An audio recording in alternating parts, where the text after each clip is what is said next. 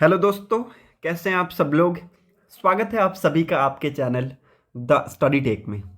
So in this video we are going to discuss the complete Hindu newspaper analysis of 27th of December 2023, 27 दिसंबर 2023 के important articles and editorial को discuss करेंगे। So the video is very much important specially to all the student who are preparing for competitive exams like UPSC, SSC, railways, banking, and other core sector. And the video is bilingual. It means I'm going to explain each and every articles of the newspaper in Hindi and English so that आपको language की problem कहीं से भी ना हो। और अगर आपको वीडियो पसंद आता है, हमारा कंटेंट पसंद आता है, पढ़ाने का तरीका पसंद आता है, देन वीडियो को लाइक, शेयर और चैनल को जरूर सब्सक्राइब कर लीजिएगा ताकि आपको हमारी ऐसी वीडियो की अपडेट मिलती रहे। So let's move to the first page of the newspaper. Discuss करेंगे इंपॉर्टेंट आर्टिकल्स को डिस्कस करने से पहले एक इंपॉर्टेंट टॉपिक मैंने आप सभी के लिए लिया है ताकि आपके एग्जाम्स पर्सपेक्टिव से भी सारी चीज़ें क्लियर होती चली जाए। सो दैट टॉपिक इज, आप लोगों ने ये नोटिस किया होगा कि पिछले कुछ सालों में या फिर प्रीवियस कुछ मंथ्स में जो रेलवे रिलेटेड इंसिडेंट्स हैं वो बहुत तेज़ी से इंक्रीज हुए हैं। ठीक है, तो ये जो इंसिडेंट्स हैं ये बहुत ज़्यादा दर्दनाक होते हैं और इसमें जान माल का बहुत ज़्यादा नुकसान होता है। ठीक है, तो आप लोगों को क्या करना है, अपने best of best recommendation suggest करने हैं in the comment section two improve the railway infrastructures. ठीक है, रेलवे रिलेटेड इंफ्रास्ट्रक्चर को इम्प्रूव करने के लिए ताकि आने वाले टाइम में ऐसे इंसिडेंट्स ना हो, इसको हम स्किप कर सकें। ठीक है, ऐसे इंसिडेंट्स को हम पहले से ही प्रिवेंट कर सकें, रोक सकें, उससे रिलेटेड आपको कुछ रिकमेंडेशन देना है। ठीक है, so it's very important. Hope you are getting my points. Okay, now move to the first article of the newspaper. Attackers of merchant vessels will be brought to justice soon, says defence minister Rajnath Singh. India's growing power has filled some force with jealousy and hatreds, and the perpetrators of the attacks on merchant vessels Chempluto and Sai Baba will soon be brought to justice, says Defense Minister Rajnath Singh on Tuesday. ठीक है, तो यहाँ पर आप देखेंगे कि defence minister Rajnath Singh ji का ये स्टेटमेंट आया है ट्यूसडे के दिन। आप लोगों को मैंने ये बताया था इसके बारे में, ये न्यूज़ के बारे में कि 217 नॉटिकल माइल, ठीक है, 217 नॉटिकल माइल के आसपास एक इंसिडेंट हुआ है जहाँ पर एक वेसल को यहाँ पर जो वेसल का नाम है वो चैम्प्लूटो है। ठीक है, वेसल को यहाँ पर अटैक किया गया, किसके द्वारा? ड्रोन्स के द्वारा। ठीक है, किसके द्वारा? ड्रोन्स के द्वारा इसको अटैक किया गया। और यहाँ पर कहा गया है कि जो भी जस्टिस है वो यहाँ पर आपको देखने को मिलेगा आगे आने वाले कुछ दिनों में। ठीक है, सो इट्स वेरी इंपॉर्टेंट। आप सभी को पता है कि हर एक कंट्री का अपना खुद का एक्सक्लूसिव इकोनॉमिक जोन होता है, तो इंडिया का कितना है? 200 नॉटिकल माइल। ठीक है, 200 नॉटिकल माइल। ठीक है, ये सारी चीज़ें मैंने आपको पहले बताई थी। ठीक है, तो 217 नॉटिकल माइल के आसपास ये सारे इंसिडेंट्स यहाँ पर होते हुए दिखे हैं। Okay, hope you are getting my points. Now move to the next important article. यहाँ पर और कुछ भी इंपॉर्टेंट है नहीं, you can easily move ahead with me. Okay, यहाँ पर भी आपको कुछ भी इंपॉर्टेंट नहीं मिलेगा, सो लेट्स मूव अहेड। यहाँ पर भी नहीं है।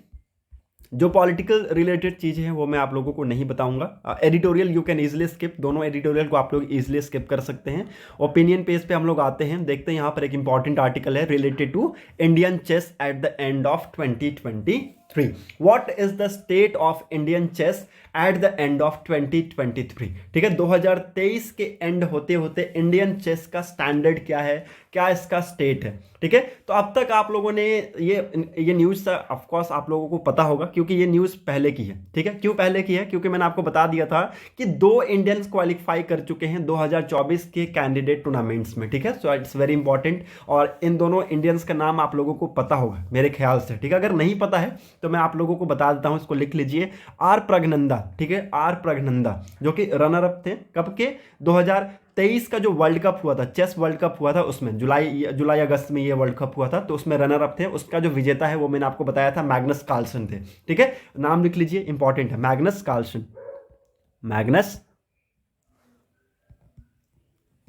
कार्लसन। ठीक है, he was the winner of this World Cup, chess World Cup, which was held in July August 2023.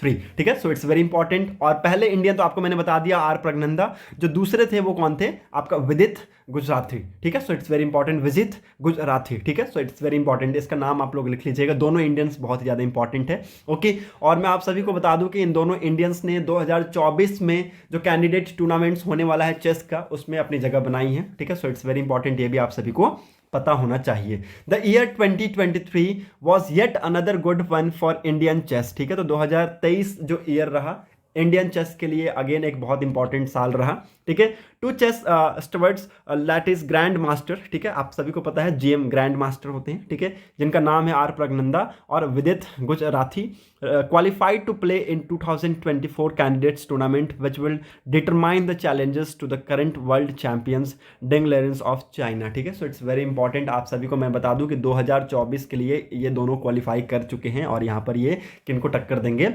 World champion, current world champion Ding Liren को, जो कि कहाँ से हैं, चाइना से बिलोंग करते हैं। मैंने प्रगनंदा के बारे में आप लोगों को बताया था कि प्रगनंदा रनर अप यहाँ पर थे कब के, चेस वर्ल्ड कप जो कि हुआ था जुलाई अगस्त 2023 के, ठीक है। Praggnanandhaa manage to qualify by finishing runner up in the chess world cup held in July August 2023।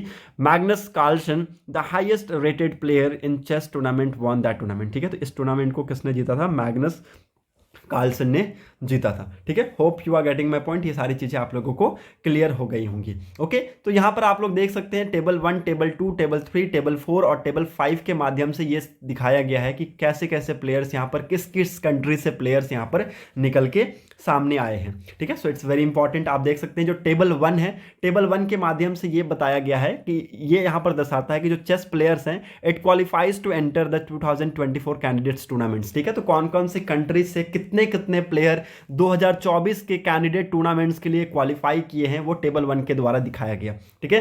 तो यहां पर आप देख सकते हैं टॉप 8 में यहां पर रशिया का एक प्लेयर है, ठीक है, नॉर्वे का एक है, ठीक है, इंडिया का 2 है, यूएसए का 2 है, ठीक है। आप यहां पर देख सकते हैं, अगेन इट्स वेरी इंपॉर्टेंट, यहां पर 3 है इंडिया का, मतलब कि जो गुकेश है वो भी आ सकते हैं, ठीक है, गुकेश हैं ये भी आ सकते हैं, पॉसिबिलिटीज इनकी भी है, ठीक है। सो इट्स वेरी इंपॉर्टेंट, अब यहां पर ये सारी चीजें क्लियर हुई नहीं है तो ये आपको मैं बताऊंगा नहीं, ठीक है। जो मैग्नस कार्लसन है, मैग्नस कार्लसन के ऊपर आप लोगों ने ये नोटिस किया होगा कि स्टार पॉइंट है, ठीक है। तो ये क्या यहां पर स्टार पॉइंट क्या डिनोट कर रहा है, यहां पर स्टार पॉइंट ये बता रहा है कि ये हो सकता है विड्रॉ कर ले, ठीक है, ये हो सकता है विड्रॉ कर ले। विड्रॉ का मतलब कि 2024 में हो सकता है ये ना खेले, ठीक है। तो अगेन इट्स वेरी इंपॉर्टेंट, ये आप लोगों को याद रखना है, स्टार पॉइंट किया हुआ है इनके ऊपर। और अगर ये ना खेलेंगे तो इनके जगह कौन खेलेगा, निज्जत अबसोव, ठीक है, निज्जत अबसोव जो कि अजरबैजान की है, ठीक है, जो कि अजरबैजान की है, वो यहाँ पर इस चीज को खेलेंगे, ठीक है। So it's very important, hope you are getting my point, ये सारी चीजें आप लोग लिख लीजिएगा, इंपॉर्टेंट है, ओके। तो किस किस कंट्री से कितने कितने प्लेयर्स यहाँ पर क्वालिफाई किए हैं ये आप लोग यहाँ पर देख सकते हैं। रशिया का एक है,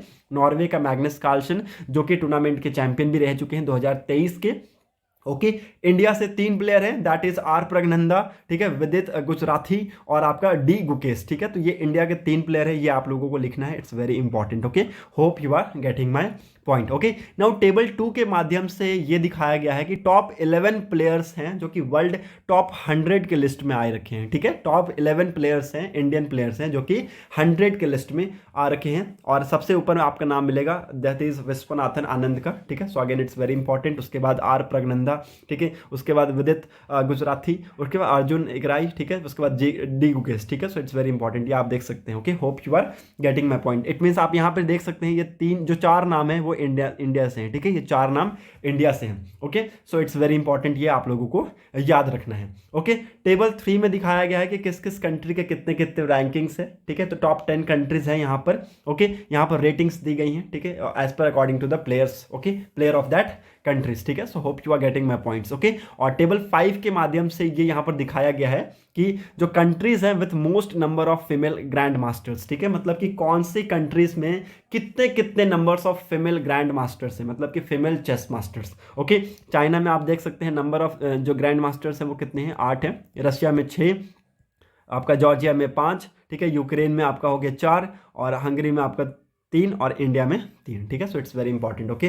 सो ये सारी चीज़ें आपको याद रखनी है, क्लियर करनी है, ठीक है। और ये आने वाले टाइम में ऐसे क्वेश्चंस आ सकते हैं, इसलिए ये सारे नंबर्स आप लोगों को याद रखना है, ठीक है। मेनली आप जो टॉप मोस्ट हैं उनको याद रखिएगा और इंडिया के 4 प्लेयर का नाम याद रखिएगा, दैट इज आर प्रगनंदा, ठीक है, विजित गुजराती, ओके, आपका हो गया डी गुकेश और अर्जुन एक्साई, ठीक है। सो इट्स वेरी इंपॉर्टेंट, ये आप 4 नाम याद रखिएगा, ओके।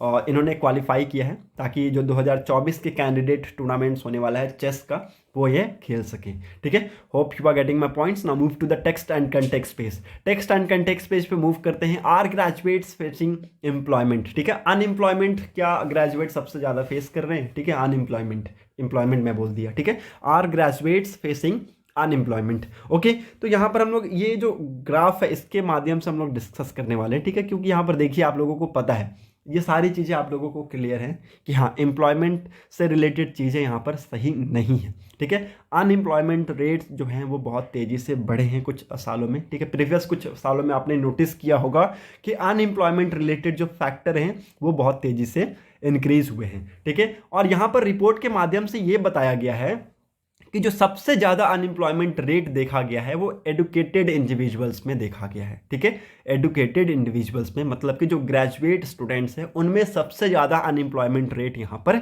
देखा गया है, ठीक है। और 2013-14 के बाद आप देखेंगे कि जो सिचुएशन है वो और इंटेंस होता गया 2017-18 तक, ठीक है। हालांकि यहाँ पर देखिए जो अनएम्प्लॉयमेंट रेट है विच वॉज हिट इन 2017-18 जो कि 6.1 था। Now it has been reduced to 3.2 in 2022-2023 according to the latest data from periodic labor force survey, ठीक है। तो ये जो लेटेस्ट डाटा है उसके हिसाब से यहाँ पर बताया जाता है कि जो अनएम्प्लॉयमेंट रेट है नाउ 2022-23 का 2022 और 23 का ये रिड्यूस होकर कितना पे आ चुका है, 3.2% पे आ चुका है। ये सारी चीज़ें यहाँ पर आपको यहाँ पर रिपोर्ट के माध्यम से बताई गई हैं, ठीक है। लेकिन डाटा जो है बार ग्राफ्स में कुछ और ही बताते हैं, ठीक है। जो डाटा है रिकॉर्ड्स में वो कुछ और बताते हैं। यहाँ पर बताया गया फिगर 1 के माध्यम से कि जो अनएम्प्लॉयमेंट रेट है among those who are educated, ठीक है, जो कि ग्रेजुएट कर चुके हैं, ठीक है, ग्रेजुएट की डिग्री ले चुके हैं, उनमें कितना है, ठीक है। आप देख सकते हैं ये कांस्टेंट था, यहाँ से थोड़ा सा हाइक हमें देखने को मिला, फिर अगेन ये नीचे आया, ठीक है। उसके बाद 2011-12 के बाद जो एक इतना तेज ये जो पिक हुआ है, ठीक है, 2017-18 तक, ये देखिए ये जो डाटा है ये 2017-18 तक है, ठीक है। आप देख सकते हैं जो अनएम्प्लॉयमेंट रेट है ये लगभग 6 के आसपास पहुंच गया, ठीक है, 6 को ये क्रॉस कर जाता है, ठीक है। उसके बाद यहाँ पर हमें एक स्लाइटली डिक्रीज देखने को मिला है 2022-23 में, ठीक है। और यहाँ पर जो फिगर 2 है ये हमें दिखाता है कि जो अनएम्प्लॉयमेंट है ग्रेजुएट में वो देखिए कितना तेजी से बढ़ा है 2011-12 के बाद, ठीक है। तो आप देख सकते हैं ये जो आंकड़े हैं ये भी क्रॉस कर चुके हैं, ठीक है। तो जो अनएम्प्लॉयमेंट रिलेटेड जो फैक्टर्स है वो ऑफकोर्स यहाँ पर तेज हुए हैं, ठीक है। आप लोगों को मैं बता दूं, क्लियर कट चीज़ें बता दूं, जो यहाँ पर चीज़ें लिखी हुई हैं ना वो सारी चीज़ें ये ग्राफ्स को ही समझाए गए हैं, ठीक है। और ये बताए गए हैं कि जो इंडिविजुअल्स विथ हायर एजुकेशन है इन्होंने बहुत ज़्यादा हायर अनएम्प्लॉयमेंट रेट फेस किया है, ठीक है, as per compare to the rest of the population, ठीक है। तो पूरे पॉपुलेशन को अगर आप देखें तो जो इंडिविजुअल के पास हायर डिग्री है जैसे कि BEd, BTech, ठीक है, आपका ग्रेजुएशन एंड अबव, ठीक है, वो यहाँ पर वो जो स्टूडेंट है उनको यहाँ पर अनएम्प्लॉयमेंट बहुत ज़्यादा वो फील कर रहे हैं, ठीक है। So hope you are getting my points, ठीक है। यही सारी चीज़ें इसके अंदर दिया गया था, ठीक है। Hope you are getting my points. Now move to the next important article. यहाँ पर और कुछ भी इंपॉर्टेंट है नहीं, सारी चीज़ें मैं आपको पहले पढ़ा चुका हूँ अनएम्प्लॉयमेंट से रिलेटेड, इसलिए मैं इसको कंक्लूड करके निकाल दिया, ठीक है। क्योंकि जो अनएम्प्लॉयमेंट के रिलेटेड आर्टिकल्स हैं वो आते रहते हैं, अपडेट्स इसके आते रहते हैं, तो इसलिए मैंने इसके बारे में आप लोगों को ज़्यादा डिटेल में नहीं बताया क्योंकि मैंने आपको इसके बारे में डिटेल में बता रखा है पहले ही, okay. Hope you are getting my points. Now India and Russia ink key pact related to Kudankulam nuclear power plants, ठीक है। सो इट्स वेरी इंपॉर्टेंट, ये आप लोगों को पता होना चाहिए कि कुंदन-कुलाम न्यूक्लियर पावर प्लांट है कहाँ, ठीक है। कुंदन-कुलाम न्यूक्लियर पावर प्लांट जो कि इंडिया का लार्जेस्ट न्यूक्लियर पावर प्लांट है, ठीक है, one of the India's largest nuclear power plant which was built in Tamil Nadu, ठीक है। इसको लिख लीजिएगा, इट्स वेरी इंपॉर्टेंट, ठीक है। आने वाले टाइम में आपके एग्जाम से क्वेश्चन बन सकता है, कुंदन-कुलाम न्यूक्लियर पावर प्लांट जो कि कहाँ पर है, तमिलनाडु में है, ठीक है, जो कि कहाँ पर है, तमिलनाडु में है। इसको लिख लीजिएगा, इट्स वेरी इंपॉर्टेंट। और यहाँ पर जो एग्रीमेंट है उसको यहाँ पर किए गए हैं, ठीक है, इंडिया और रशिया के बीच में जो एग्रीमेंट्स है वो किए गए हैं। In a major boost to their time tested partnership, India and Russia on Tuesday signed some very important agreements related to the construction of the future related to power generation units of Kudankulam nuclear power plants. ठीक है, तो इससे related यहाँ पर जो agreements है वो sign हुए हैं।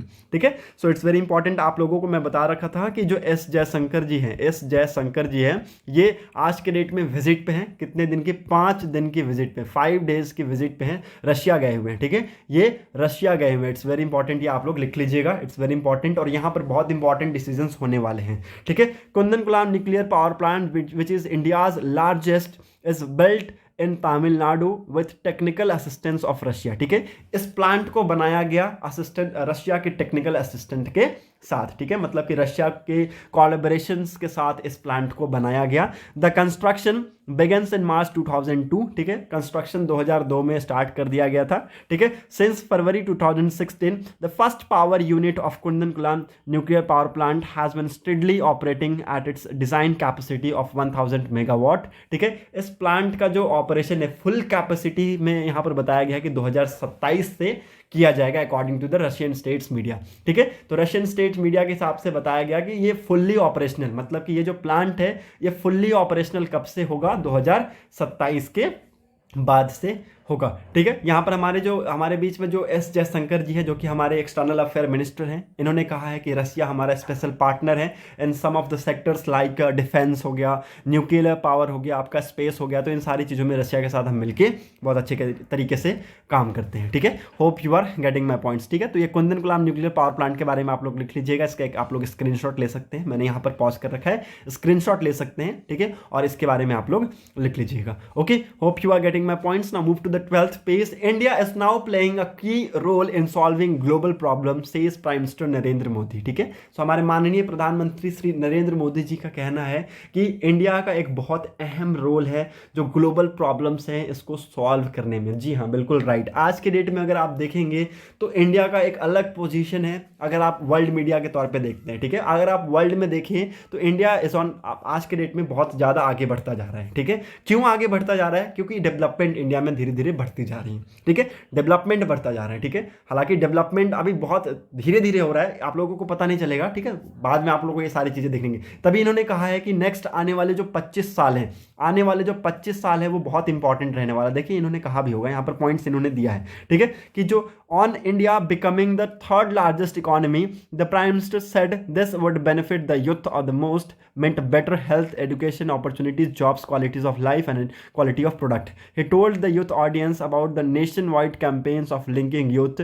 the dreams of resolutions Viksit Bharat, Developed India. ठीक है, तो इन्होंने कहा है कि देखिए आने वाले जो 25 साल है वो बहुत ज़्यादा इंपॉर्टेंट रहने वाला है। ठीक है, देखिए यहाँ पर लिखा हुआ है, मैं ऐसे नहीं बोल रहा था। ठीक है, this is the India's time, this is India's time, the next 25 year will shows India's capabilities. ठीक है, तो यहाँ पर देखिए अगले 25 साल है इंडिया की जो कैपेबिलिटीज है वो दिखाएंगे। ठीक है, क्योंकि आज के डेट में अगर आप देखें तो पहले इंडिया के ऊपर बहुत सारे कंट्रीज थे वो चढ़ जाते थे। जैसे कि मान लीजिए इंडिया ने कुछ किया तो आपने कैसे कर दिया, ये कर दिया, वो कर दिया, ऐसे ऐसे करके सारी चीज़ें होती थी। लेकिन आज के डेट में अगर इंडिया ने कोई डिसीजन ले लिया तो सारी कंट्री उस डिसीजन को क्या करते हैं? रिस्पेक्ट करते हैं। ठीक है, सारी कंट्री उस डिसीजन को रिस्पेक्ट करते हैं। ठीक है, so again it's very important. तो आप लोग देखेंगे कि जो ग्लोबल प्रॉब्लम्स है, चाहे वो कोई भी प्रॉब्लम्स है, उनको सॉल्व करने में इंडिया का एक बहुत इंपॉर्टेंट स्टेप्स है। ठीक है, so it's very important. Okay, ICMR initiate steps for non invasive testing method to tackle anaemia.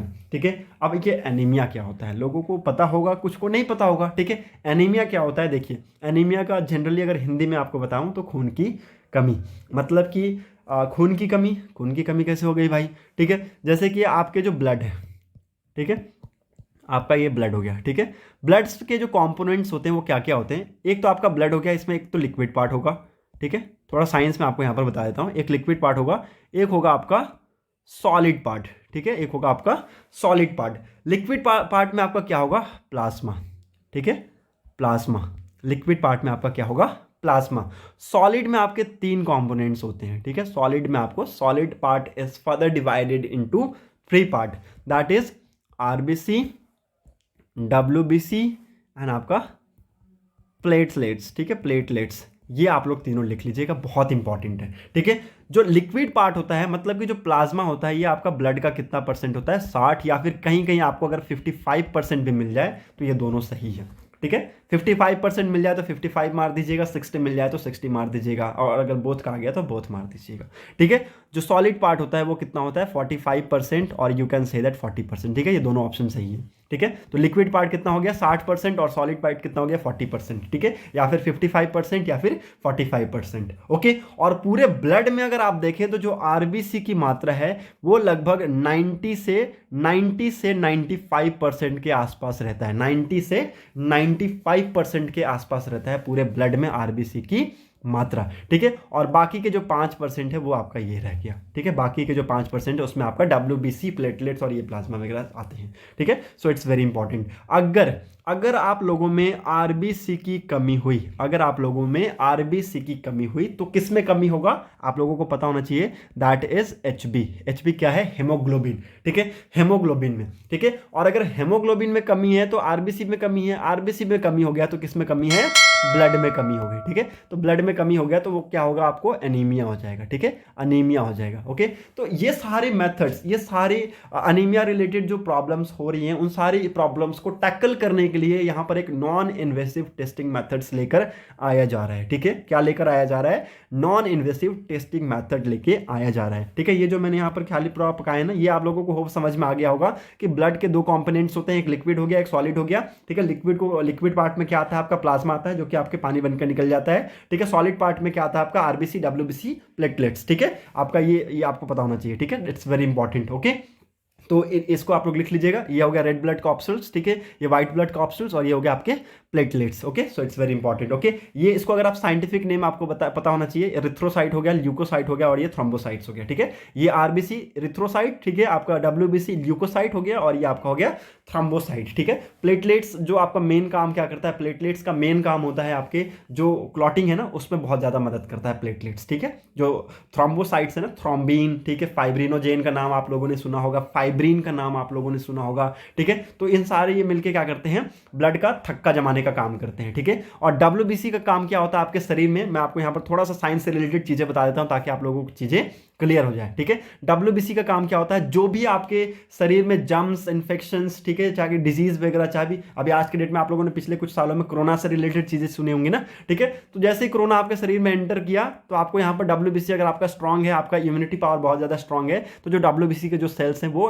Corona को मार देंगे, ठीक है। तो डब्ल्यूबीसी का बहुत अहम रोल होता है आपके जर्म्स और इन्फेक्शन से आपके शरीर को प्रोटेक्ट करने में, ठीक है। और आरबीसी का काम क्या होता है, आरबीसी ट्रांसपोर्टेशन ऑफ गैसेस का काम करता है, ठीक है। मान लीजिए आप सांस ले रहे हैं तो क्या ले रहे हैं, सांस के साथ हवा ले रहे हैं, ठीक है। आप ये नहीं बोलेगा कि ऑक्सीजन ले रहा हूं मैं, कार्बन डाइऑक्साइड ले रहा हूं, ये नहीं, ठीक है। आप बोलेगा सांस के साथ आप क्या ले रहे हैं, हवा ले रहे हैं। और उस हवा में क्या क्या कंपोनेंट्स है, उस हवा में नाइट्रोजन भी है, उस हवा में ऑक्सीजन भी है, उस हवा में कार्बन डाइऑक्साइड भी है, उस हवा में और भी बहुत सारे तत्व हैं, ठीक है। So it's very important. तो मेन जो आरबीसी का काम होता है वो क्या होता है, ट्रांसपोर्टेशन ऑफ गैसेस, ठीक है, ट्रांसपोर्टेशन ऑफ गैसेस, जिसमें किसका मेन है, वो ऑक्सीजन और CO2, ठीक है। ऑक्सीजन और कार्बन डाइऑक्साइड का ये मेन ट्रांसपोर्टेशन करता है, ठीक है। पूरे आपके जितने भी ऑर्गन्स हैं उसको ये ऑक्सीजन ट्रांसपोर्ट करने का काम करता है, और वहां से CO2 को लेके आता है जो कि हम शरीर से बाहर छोड़ देते हैं, ठीक है। तो ये तीनों के काम आप लोगों को क्लियर हो गए होंगे, ठीक है। और प्लाज्मा आप सभी को पता है लिक्विड पार्ट है, okay. Hope you are getting my points, ठीक है। तो ये जो अनीमिया है ये मेनली आप देखेंगे कि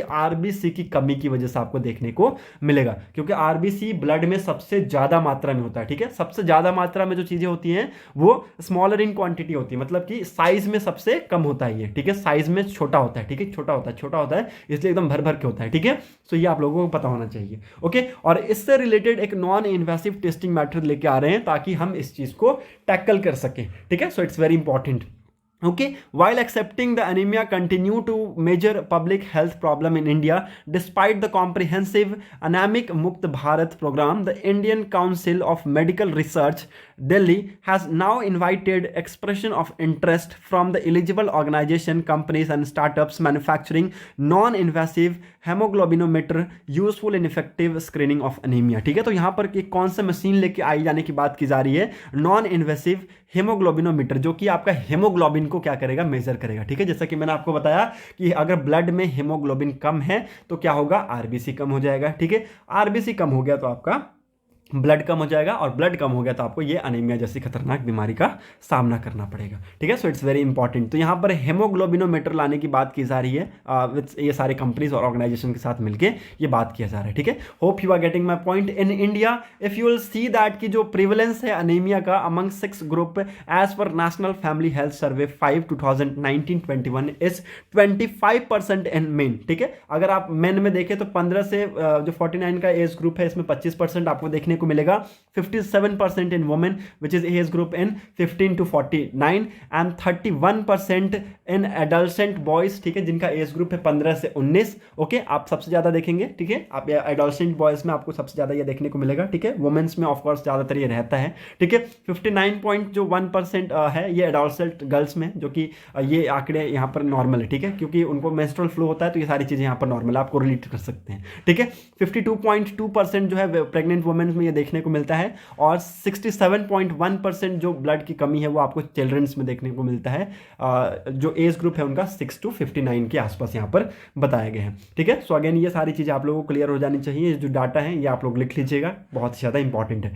ठीक है, और हीमोग्लोबिनोमीटर के बारे में यहाँ पर बात किया गया है तो ये भी आप लोग लिख लीजिएगा। ये क्या काम करता है, हीमोग्लोबिन को मेजर करने का काम करेगा। Okay, hope you are getting my points. Now move to the next important article. In Israel grants Intel 3.2 billion for new $25 billion chip plants. ठीक है, तो यहाँ पर जो इजराइल है नया ग्रांट यहाँ पर दिया है उन्होंने $25 बिलियन का न्यू चिप प्लांट को बनाने के लिए। ठीक है, सो अगेन ये आप देखेंगे कि जो इजराइल है वो अभी यहाँ पर लड़ाई में शामिल है। ठीक है, आप लोगों को सबको पता होगा, इट्स वेरी इंपॉर्टेंट। इसके बाद भी आप देखेंगे कि ये डेवलपमेंट यहाँ पर हमें देखने को मिला है इजराइल के तरफ से। Okay, renewable energy investments to surge 83% to $16.5 billion in 2024। ठीक है, तो जो रिन्यूएबल एनर्जी है इसकी जो इन्वेस्टमेंट है ये आने वाले कुछ सालों में बढ़ने वाला है। 2024 में ये बढ़ के कितना हो चुका है, $16.5 बिलियन। ठीक है, so it's very important. Okay, हमारा टारगेट क्या है कि आप सभी को पता है कि हमें 2070 तक नेट जीरो एमिशन हमने करना है। ठीक है, तो ये हमारा टारगेट है। ठीक है, और ये हम करके रहेंगे। ठीक है, so it's very important. Okay, ये आप लोग यहाँ पर देख सकते हैं। Okay, hope you are getting my points. World section में I think there is no important news, you can easily skip the world section. Sports section से भी कुछ भी इंपॉर्टेंट नहीं है। Okay, so that set for today's video analysis. अगर आपको video important लगी हो तो लोगों तक जरूर शेयर कर दीजिएगा, साथ ही साथ चैनल को सब्सक्राइब कर लीजिएगा ताकि आपको हमारी ऐसी वीडियो की अपडेट मिलती रहे। Thanks for watching a video, thank you and have a nice day.